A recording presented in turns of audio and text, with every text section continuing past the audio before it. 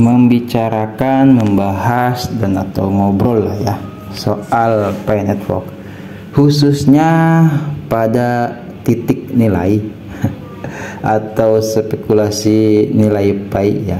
Itu di masa pas enclosed mainnet ini kayaknya nggak akan ada habisnya Pioners ya. Jadi ya akan selalu ada pembahasan dan untuk kita juga bisa pahami dari berbagai sisi seperti itu.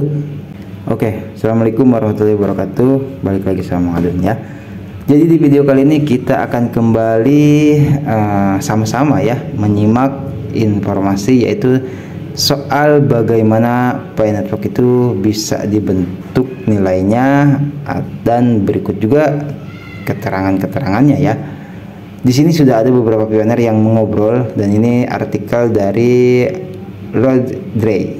Oke. Jadi di sini beliau mengatakan Pi Network itu unik. Ini adalah teknologi blockchain tercerdas yang pernah dimiliki manusia manapun.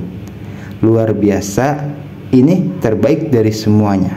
Pi Network mungkin tidak terdaftar di bursa saat peluncuran, karena Pi Network adalah solusi pembayaran peer-to-peer untuk pertukaran barang dan jasa, atau nantinya itu akan menjadi juga ada peer-to aplikasi. Terus bahkan jika bursa ingin mencatatnya sendiri untuk mendapatkan keuntungan dari volume transaksi, mereka akan bingung dengan harga yang harus ditetapkan, sehingga bursa yang berbeda akan mencerminkan nilai yang berbeda untuknya. Ini pas banget cocok banget dengan pembahasan Mengadun yang ya beberapa tahun lalu lah ya. Itu bahkan dari awal-awal Mengadun konten tuh sudah kebaca sebetulnya. Jadi maksudnya seperti ini gitu. Jadi ketika bursa ingin ya kan ya mencantumkan Pi Network itu di bursanya, itu mau enggak gitu loh. Bingungnya tuh kenapa? Karena para pembeli, para penjual menentukan nilainya itu kan ditentukan oleh pioner. Oke, ya ini mohon maaf nih disclaimer nih, bagi yang suka ya monggo, yang nggak suka ya ayo gitu. Sama-sama kita belajar di sini ya. Jadi gini, nah ketika kita sudah bahkan beredar kabar sudah GCP itu terbentuk ya seperti itu. Nah ketika misalkan ini para pioners bersikukuh, contoh komunitas GCP ya kan, nah itu 314159, kenapa bursa bingung ketika ingin menerapkan harga segitu gitu kan? Oh ini gede banget gitu loh. Bukan berarti mereka tidak mampu, mereka mampu cuma gitu kan, seperti yang waktu dulu Mengadun katakan ya, kalau misalkan satu Pi-nya saja itu bisa harga nilainya lah ya, bisa nilainya segitu $314159 gitu, gimana gua mau punya stok banyak? Oke ya, gimana orang itu mau menukarnya kepada mata uang fiat lah contoh ya, karena kan dengan adanya bursa itu untuk ditukarkan. Ini apa ya namanya, pemahaman pioners awam lah ya gitu. Kalau yang benar-benar pioner bersikuku nih kayak misalkan para duta GCP gitu, itu udah nggak mikir ke situ-situ lah gitu. Ini gua uang ngapain juga gua harus misalkan menguangkan lagi atau menukarnya dengan fiat gitu kan. Cuman di sini Mengadun membahasnya secara universal saja gitu ya. Nah, jadi kalau misalkan satu bursa contoh Binance ya, Binance itu mencantumkan harga misalkan 314159 per Pi. Oke. Jadi kalau misalkan kita ingin nggak usah banyak-banyak 2 Pi saja gitu loh. Ya itu sudah berapa gitu kan? Karena apa? Di situ keuangan Binance itu seberapa banyak, itu dari satu pioners loh, itu sudah miliaran ya gitu. Nah terus yang akan membingungkan lagi, dulu juga Mengadun sempat bilang gitu, ini akan menjadikan nantinya bursa lain juga sama bingung. Sekelas Binance saja gitu loh, itu kalau mau menghadapi atau mencantumkan harga yang sudah ditentukan oleh Pioneers bersikuku megangnya segitu gitu kan, 314.159 ya kan, kalau misalkan ini sudah ditentukan harganya. Kalau menurut Mengadun ya, ini kan karena masih dalam masa dilarang lah kalau misalkan untuk menukar Pi itu ke mata uang fiat atau ke cryptocurrency lainnya. Nah, nanti kalau misalkan sudah resmi, sudah ditentukan boleh menukarnya dengan mata uang fiat atau dengan cryptocurrency lainnya, nilai satu Pi-nya 314.159 contoh ya, yaitu dari satu Pioneers gitu. Sementara yang migrasi itu target core team itu kan 10 juta Pioneers. Gimana cara mikirin punya uang fiatnya itu sekelas Binance gitu ya. Di situ yang menyebabkan kebingungan si bursa itu untuk bisa meminang Pi Network ya. Ini kita ngobrol saja aja, jangan terlalu fokus ke artikelnya karena artikelnya mah cuman sekelumit lah. Jadi gitu. Terus di sini bahkan udah itu ya gitu. Jadi lihatlah Pi sebagai uang. Anda memiliki sejumlah uang dan membutuhkan seorang tukang cuci. Anda menegosiasikan berapa banyak Pi yang rela Anda hilangkan kepada tukang cuci Anda agar pakaian dan rumah Anda dibersihkan. Dan harga layanan itu akan bervariasi dari manusia ke manusia tergantung pada kemampuan negosiasi mereka. Nah, di sini ya, ini karena masih dalam pembahasan masa fase enclosement.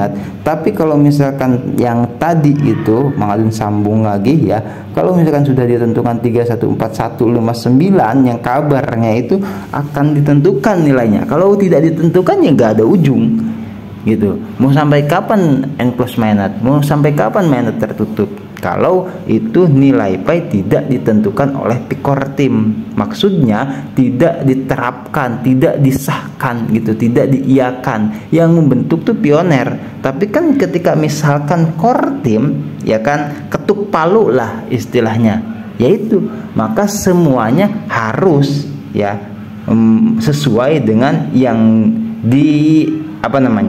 yang disahkan oleh Core Team. Jadi untuk saat ini tuh nilai Pi itu 314.159 kah, apakah itu $100 atau $1.000 kah, itu belum sah gitu loh. Sekarang itu masa mainnet tertutup itu masih masa pembentukan nilai ya. Di sini sudah ada Pioneer juga yang berkomentar gitu. Nah, itu nantinya yang akan masuk ke bursa kalau misalkan berubah-ubah nilainya, ya itu ya gimana bisa. Mengadun dulu juga bilang gitu, kalau misalkan Binance mencantumkan 314.159 gitu, terus misalkan Atlantis menyantumkan cuma misalkan $200.000, ya pasti orang berbondong-bondong ke Binance ya kan.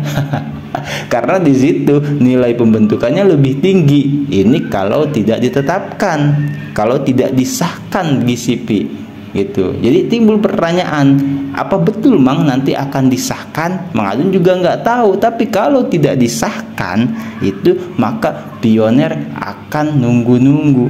Jadi kapan ini 314.159 ini disahkan? Kalau soal terbentuk, kalau sudah terwujud itu sudah gitu. Cuma untuk saat ini belum semua Pioneer itu menggunakan GCP secara keseluruhan. Karena apa? Karena masih banyak para penyebar yang memborong Pi dengan harga murah, sehingga mereka berharap nantinya ketika menjual kembali dengan harga yang tinggi. Makanya sayang banget kalau bagi yang sudah menjualnya ke uang fiat ya. Itu beruntung kalau misalkan tidak sampai ya di apa-apakan akunnya. Oke, nah terus di sini menjadi rumit bukan katanya. Nah, itulah yang dibayangkan Satoshi Nakamoto untuk Bitcoin. Oke, dan Bitcoin gagal menjadi seperti itu dan masuk ke pasar forex untuk spekulasi dan perjudian. Nah, sampai dikatakan perjudian loh. gitu. Bitcoin itu, aduh. Makanya kenapa Pi Network hadir ya, karena Bitcoin gagal. Bahkan konspirasi mengatakan yaitu Bitcoin itu singkatan dari beta test coin, ya, yaitu untuk uji coba. Nah, terus kita akan ngobrol di sini dengan beberapa pioner juga ya, Kelvin. Jadi dengan ini bagaimana kita menentukan nilai Pi? Nah, di sini Lord Dre membalas ya. Dengan ini bagaimana kita menentukan nilai Pi? Oke, di sini balasannya. Tepatnya, bagaimana Anda menentukan nilai uang? Itu tidak pasti. Anda bisa menghabiskan 50.000 naira, anggap rupiah lah ya, 50.000 rupiah untuk sehelai kain, dan saya akan menghabiskan 40.000 rupiah untuk kain yang sama. Inti dari Pi adalah bahwa itu adalah uang yang digunakan untuk membeli dan menjual barang dan jasa, bukan untuk diperdagangkan terhadap mata uang lain, ya. Wow, Ola Devi. Nah, terus di sini ada lagi ya. Bro, Anda baru saja mengatakan omong kosong. Bagaimana mungkin nilai sesuatu tidak diketahui sementara orang menggunakannya untuk transaksi? Tidak peduli bagaimana Anda ingin mengatakannya, pasti ada nilai resmi untuk Pi untuk semua transaksi. Nah, di sini ya pertanyaan yang betul-betul menurut Mang Adun ya, tanda tanya besar lah ini, gitu kan. Jadi ada jelas ya, di sini juga beliau berpikir mirip lah, sama-sama ke temanya ya seperti itu gitu. Jadi pasti ada nilai resmi untuk Pi untuk semua transaksi.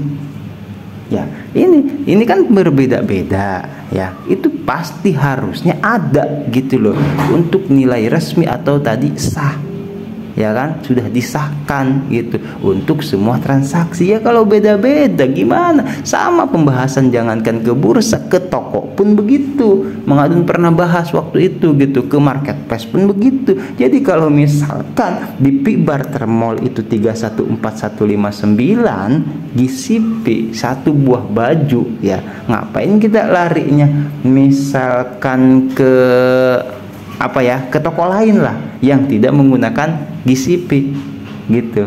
Jadi pasti kan kita akan nyerbu semua Pi Barter Mall gitu karena menggunakan nilai GCP. Nah, itu juga sama di dalam marketplace, contoh seperti marketplace lokal ya. Pioner tahu lah ya, tidak perlu Mang Adun sebutkan di sini. Itu pun tahu sendiri, di dalam marketplace itu ada pedagang. Nah, pedagang itu beda-beda. Kalau misalkan si pedagang itu yang terhubung dengan marketplace A ya, itu misalkan sama-sama pedagang baju, tapi kalau misalkan dia dari model bajunya itu sama lah ya, anggap atau mirip gitu, yang satunya pakai nilai GCP, yang satunya enggak, ya enggak bakal laku. Nah, enggak secara otomatis, secara organik bahasanya itu nilai Pi itu akan terbentuk dengan sendirinya. Wah, itu kata pedagang yang enggak laku nih, gua nerapin harga mahal gak ada yang mau. Sialan tuh pedagang B menggunakan harga GCP, ya otomatis mau nggak mau ngikutin juga harga GCP. Nah, itu yang mengerikan, itu yang mungkin untuk saat ini tuh Pioneers juga membingungkan, tapi ya logikanya seperti itu. Kalau misalkan ada marketplace A, bursa atau exchange A yang menggunakan GCP, ngapain kita lari ke yang bukan GCP kan gitu. Nah, sehingga yang nantinya bukan menggunakan harga GCP, maka otomatis akan ikut-ikutan menggunakan harga GCP. Contoh waktu itu Dorisin udah sempat turun langsung ke marketplace, dan juga pernah ada yang di pedagang di Amazon juga menggunakan pembayaran GCP menggunakan Pi gitu ya. Nah, itu belum rame, ini masih dalam tahap pembentukan nilai. Nanti kalau misalkan sudah rame, sudah duta GCP turun semua, barang sudah disiapkan semua, ya udah ya, ngapain kita jauh-jauh kan gitu, barter saja dengan komunitas GCP, beres urusan gitu ya. Oke, terus di sini ada balasan dari Best of Yalgard ya. Sebenarnya ada nilai yang dipatok padanya. tapi itu akan ditentukan pada atau sebelum open mainnet. Dengan jumlah itu setiap orang akan menyadari nilai dana sebenarnya, sementara setiap pedagang menentukan berapa nilai barang mereka, tetapi ada sebagai pemegang Anda, maksudnya ya, tetapi Anda sebagai pemegang Pi, Anda membeli berdasarkan daya tawar Anda. Nah, di sini ada penentuannya ya. Bahkan ya Mang spekulasi dari dulu pembahasan memang seperti itu, dan memang ya ada juga ternyata di sini ya yang ngobrol atau ngebahas juga mirip gitu. Ya memang gitu. Kalau misalkan tidak dipatok, tidak ditentukan, itu gimana jadinya? Membingungkan ya, mau sampai kapan ini GCP? Gua aja masih ragu, bener nggak sih gitu kan, itu sebesar itu kan gitu. Untuk saat ini kita nggak akan pernah percaya gitu. Tapi kalau misalkan bagi komunitas GCP ya yang sudah merasakan peer to peer, yang sudah merasakan barter, nah itu betul-betul memang terjadi. Kalau bagi yang sudah, kalau yang belum mah kayak Madu nih belum pernah barter ya, masa iya sih kan gitu ya.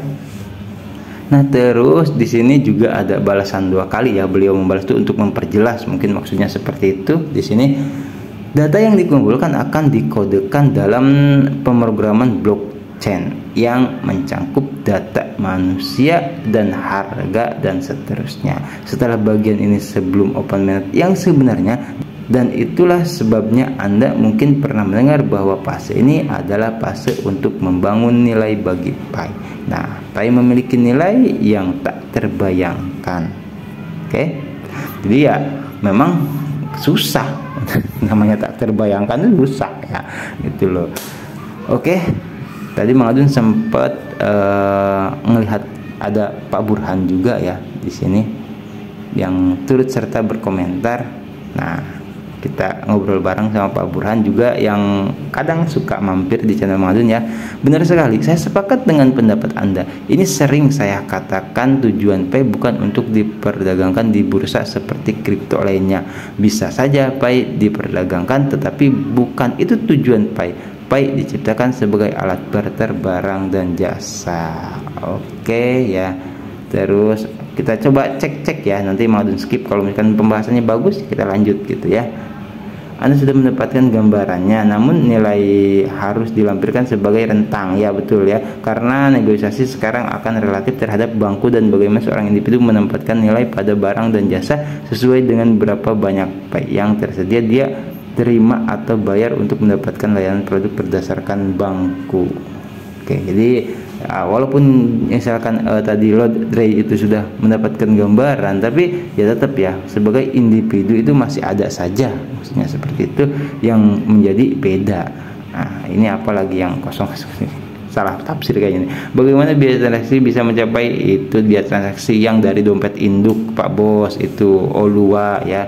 Itu bisakah Anda memberitahu saya alasannya biaya transaksi juga harus bisa dinegosiasikan antar pembeli dan pedagang? Betul, yaitu masih saat ini belum ditentukan, yaitu mah yang 0,00 sekian 9 udah kita bahas itu sebagai pembentukan transaksi testnet ya, itu di waktu kemarin tuh di antar dompet Pi, yaitu yang dompet induk ke dompet yang anaknya gitu ya.